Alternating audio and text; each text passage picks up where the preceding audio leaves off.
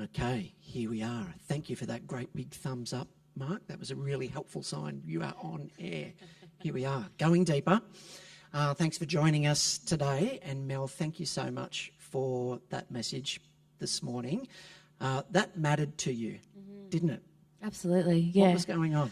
I think for me, for us as Coast Community Church, there's been such a shift for us as the church over the last 12 months or so that I think for me the weight of what that meant for us and who we are as the church was really important, and I think it was just an honour to be able to speak into that, and I think that's probably where it was landed for me. Yeah.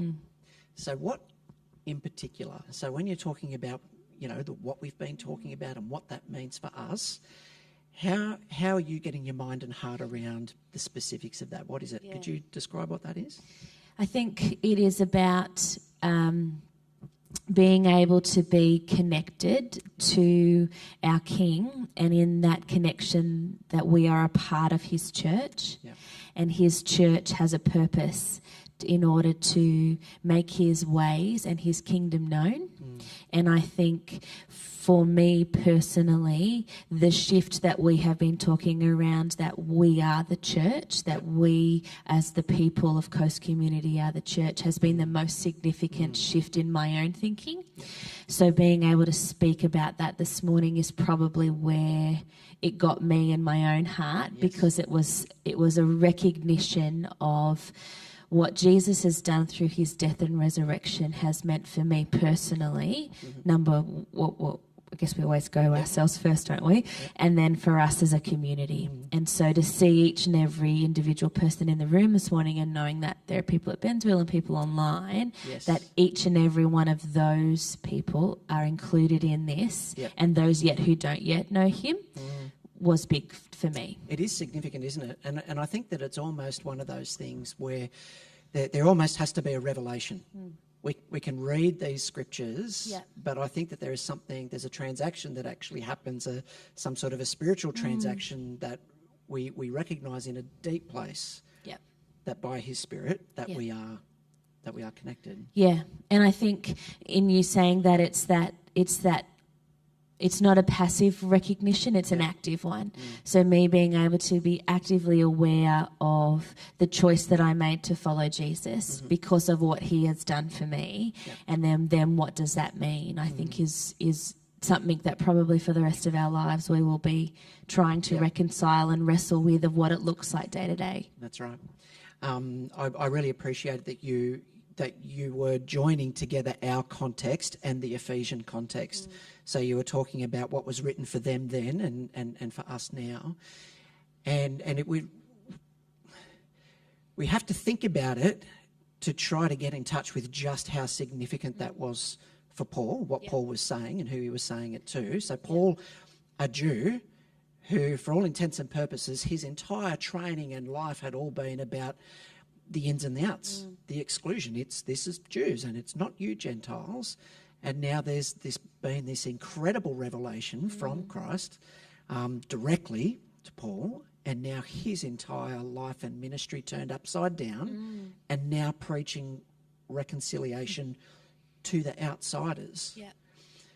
So I think that them then, scenario, here's this Jew, Paul, massive experience of revelation. Oh my goodness, the Gentiles are included.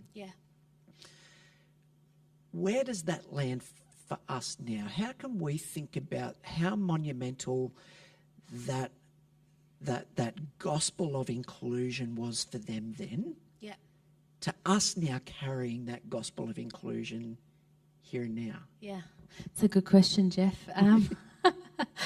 I think for a long time for me, I have been just learning and being more aware of the then, them and the us now, because I think so much of my own previous understanding was just around my context here and now, and not having the understanding of the tension between the two. And so I think for us now, what we need to be really aware of is the role that we play within that, and how each person, regardless of who they are, has an opportunity to step into that. And something that I was even reflecting upon this week, and particularly around even thinking, just when you meet people and you talk to people and you're starting to see their own thoughts, perceptions and understandings of who a Christian is and what a Christian does, and that tension that lies even within that I would have more in common with a brother and sister who is a follower of Jesus in Iran than I do with John that might live down the street. Yeah. And so being able to recognise that I have that connection with the people who are already a part of Jesus, but my responsibility is then to include John or include Meg or whoever it might be into what we've been asked to do. And so holding that and being aware of that is a big deal, and I think it's something that often I will gloss over because, we're busy, we've got things to do, we're working long hours, whatever it is. But there's such an importance around the inclusion, and that it's for all people, regardless of my own thoughts, feelings, attitudes, beliefs, behaviours about that person. So to bring them in is really important. So this week for you, that ratcheted up. Oh, 100%, yes. So how's that going to outwork itself? Like, what's the consequence of that now, do you think? I think it changes the way that I live my day-to-day life, that I have to be really aware of what I do. And I think I've even spoken about this before around that I need to go and have lunch with the people that I work with and sit in the lunchroom and include them and get to know them and speak to them about who they are and what's going on for them and getting to know them, whereas my natural inclination would be I'd much rather go for a walk and sit outside and have my lunch by myself. But I'll wait to get my connection fixed with my other Christian. Absolutely, and I've got time for that. That's in the schedule for Tuesday night at Bible study, and then when I come to church on a Sunday, and then if I'm invited somewhere else. But I have to step in and get to know people, and I think. I met a gentleman who used to work with my dad at my dad's retirement earlier this year, and his name was Mark. And Mark was talking to me about the way that he's a follower of Jesus and how he gets to know people. And it was really significant for me to hear that he just asks people questions and he just gets to know them. And he just does it all the time when he's having lunch with someone or he's in the line with someone. He's just asking them questions. And then what he's found is that after a while, or he gets to know someone, then they start to ask him questions, and he finds that when that shift happens, then he can start to speak to them about Jesus and their inclusion. He said it might take weeks before they ask him, because you said some people really like to talk to themselves, but being able to then have his answer ready. And so it's just about being, for me, I've just really taken that on board around I have to be present with people and engage with them, no matter that big cost that it might take me.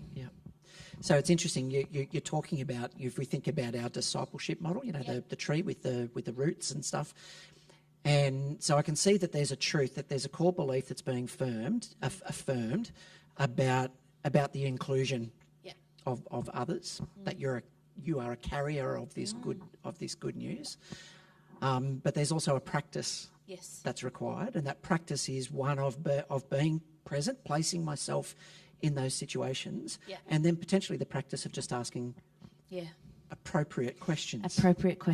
Yes. So just getting to know someone and being comfortable in what I have found too is around being comfortable in just continuing to ask questions rather than it being about, oh, well, they didn't get to know me or they didn't ask me, but building that foundation, because I don't think it's enough for me anymore to just say that I'm a follower of Jesus when I'm at work and people know that, oh, that's Mel, she goes to church.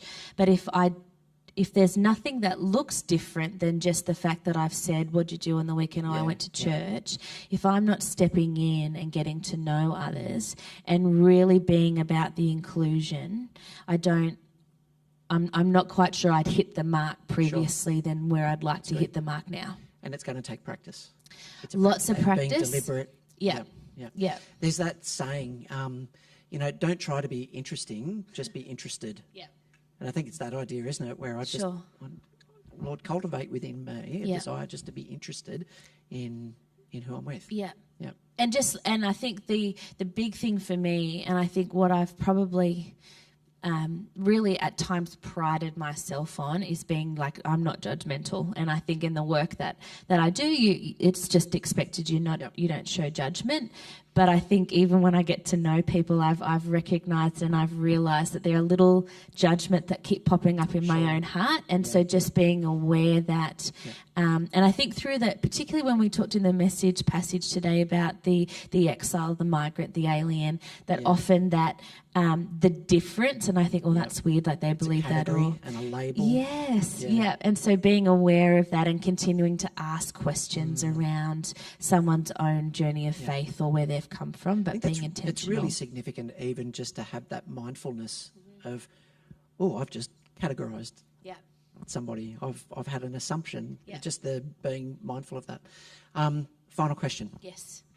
People this week will be meeting together in their Bible studies and in their home groups, and the really clever ones will be watching this. So I know mine does. They'll be watching Going Deeper, and they're having a bit of a conversation. What would be your one piece of encouragement for home groups having this kind of conversation this week?